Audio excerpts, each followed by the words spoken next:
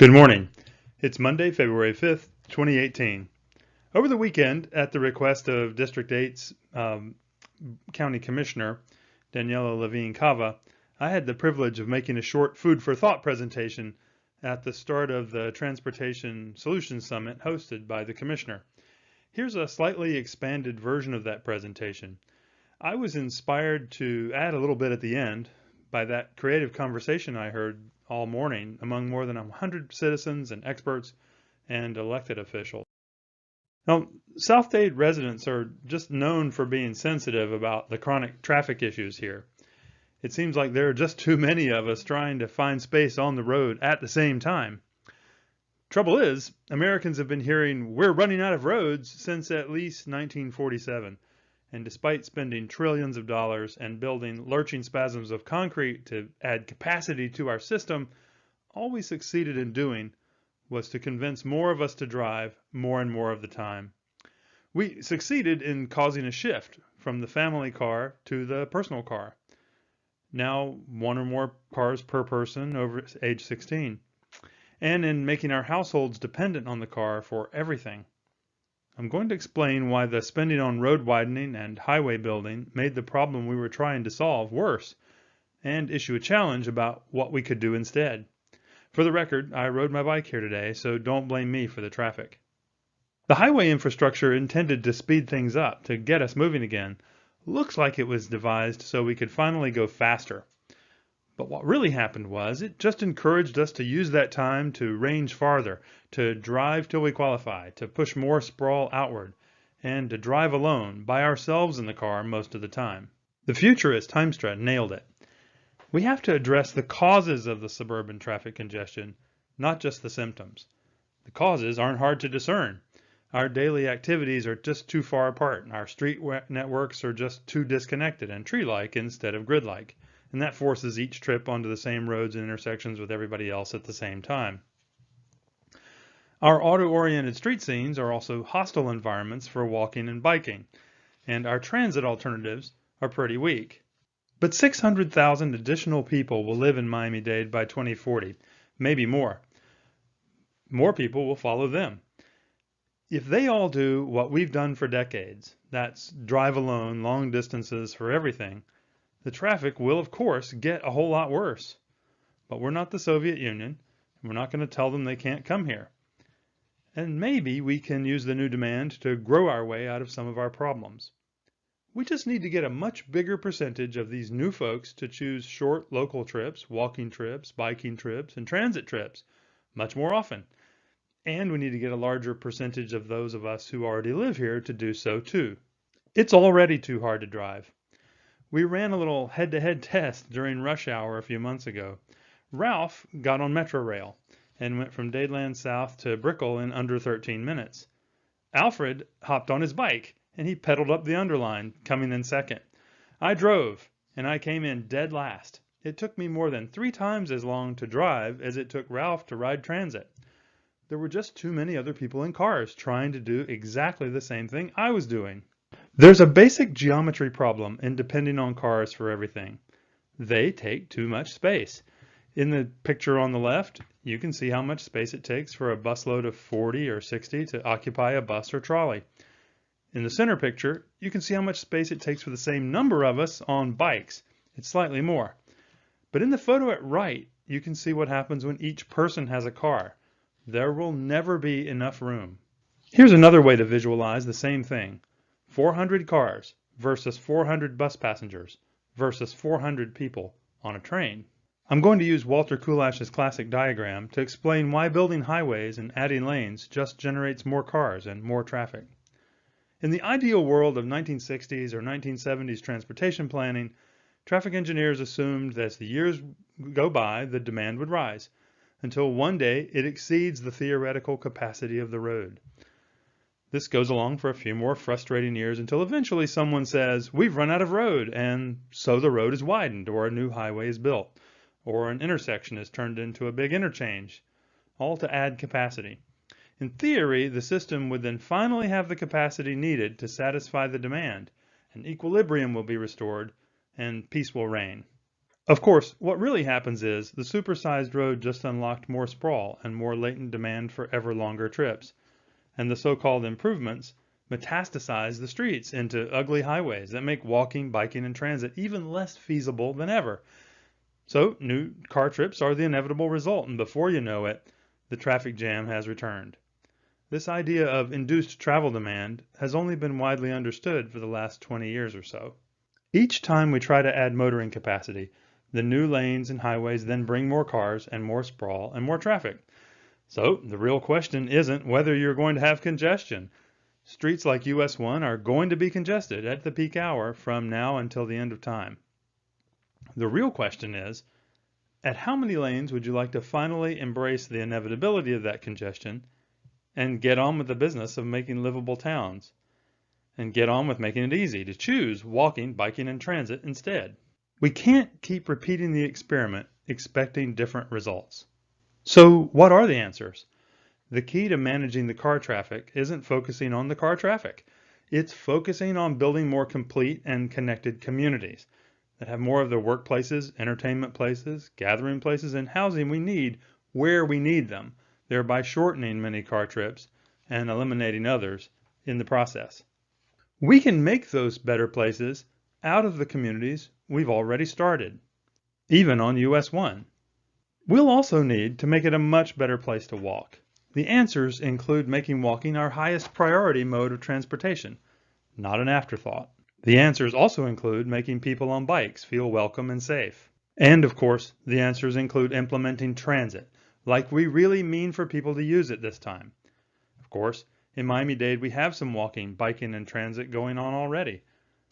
But ask yourself, have we really implemented the physical infrastructure for these as if we really meant for them to be a top quality first choice, better than driving? And what would our world look like if we did? Well, it wouldn't look like this when you try to cross the street. Safety has been improving for people walking around here, but our record compared to our peer cities cries out for much more improvement. It wouldn't look like this when you try to ride your bike along the Metrorail path or the Underline or the South Dade Trail. Note in the center of this picture the crossing signal. You're seeing J driving in action. And it wouldn't look like this when you try to use transit. How can we say we've lived up to our obligations to protect the public health, safety, and welfare if this elderly fellow can't even find shade at the bus stop? If he ends up in the emergency room later today, he'll be diagnosed with heat stroke or dehydration, and people will question the sanity of his choice to walk to the bus stop in the first place, as if he had a choice. In reality, his community should be diagnosed with street tree deficiency, and his community should be diagnosed with a depleted sense of place and a bus shelter defect. And last, our land use patterns and our urban design will look different on the key transit corridors and in our gathering places. Right now, we have a lot of lost space because we have so many one-story buildings sticking out of parking lots. The streets themselves need reconfiguring, for sure, but we also need to knit this back together the spread out communities, at least at their centers. Elected officials, here's a test. This is from the great engineer Ian Lockwood. You can use this test with virtually every decision you are ever called on to make. It can be a budget decision, a decision about what to fund and build, a policy decision, a zoning decision. If the action you are taking rewards the short car trip, and it rewards walking, biking, or transit trips, it's almost always going to be the right thing to do where traffic is concerned. These are the options that have the most compelling return on investment. We do have to learn to ask the right questions. We have to overcome the brainwashing we've grown up with and stop worshiping the idea that anything that increases the level of service for auto trips is a good thing. Instead, we ought to ask, how can we move fewer people, fewer miles, while still enjoying a dynamic economy and a prosperous, high quality of life? There's even a term for this among us wonks, VMT. How can we reduce the vehicle miles traveled per person per year? When we hear of a new development bringing higher density and mixed land uses to the transitway corridor, instead of just assuming it will make traffic worse, we should scrutinize how well it can be designed to reduce our combined travel in cars. In this way, development can be part of the solution rather than just more of the problem. Ask yourself, how should the community be set up so it's easy to choose the green mobility options? What if we set an audacious goal? Today, in 2018, South Dade makes about 1.5% of our trips via walking, biking, and transit combined. But what if it didn't have to always be this way? What if we shot for 25% within a couple decades? Why not? Achieving a big goal like that will take time, but it doesn't require rocket science. First, no matter what our transit technology, we'll need walkable places where we exit the train or the bus or the trolley. Transit stations belong at the center of community life when we leave the vehicle. It's what's outside the turnstiles that matters most. South Floridians will find their own way to make compact, complete, connected places with new transit-oriented development along the Metro Rail and transitway corridors. The SMART plan really isn't just about transportation, it's about land use. For South Dade, the key is to get the growth to occur along the transitway, not out west in the farmland or in the Everglades. There is tremendous untapped potential along the transitway. 11% of the parcels are completely vacant, and many more are deeply underutilized. We're not running out of room to build within the urban development boundary. But we need to focus the development industry and the whole of government on these underutilized parcels. We need to imagine a new generation of growth near the transit stations. Transit-oriented development can accommodate the population growth and improve our quality of life and sense of place at the same time, make it look better, and support the shift from cars to transit and to non-motorized ways of moving around.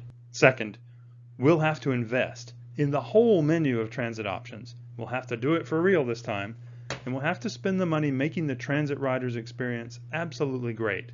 Remember, that transit rider made the choice to leave their car keys at home, so even if you insist on driving yourself that day, be grateful they aren't in yet another car, in your way, in the same lane, on the same streets. Third, we'll need to take full advantage of the exploding menu of high-tech and low-tech ways of moving around.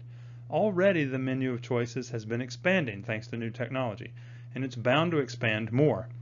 As it does, more and more of us will subscribe to some forms of mobility as a service, and eventually we'll need individual cars less and less, and we'll need a lot less parking spaces for them. Next, we need to plant a zillion more shade trees on our streets, starting immediately. Those walkable sidewalks are as important as any platforms or turnstiles or escalators or any other piece of equipment we install at a transit station to get transit up and running. Naturally, street trees have been an afterthought in traffic engineering, and cars-only street design has been going on around here for decades. A few years ago, I was asked, what one change could Miami-Dade government make to improve transit ridership? And I said, put the person in charge of growing transit ridership in charge of street design too. Amazingly, the county not long ago reorganized and did just that, creating a proper transportation department for the first time encompassing both transportation and public works. We'll have to see if this results in breaking down the bureaucratic silos that have thwarted walkable street design for a long time. Maybe we'll get to have a car-optional city. Green mobility options require connected networks.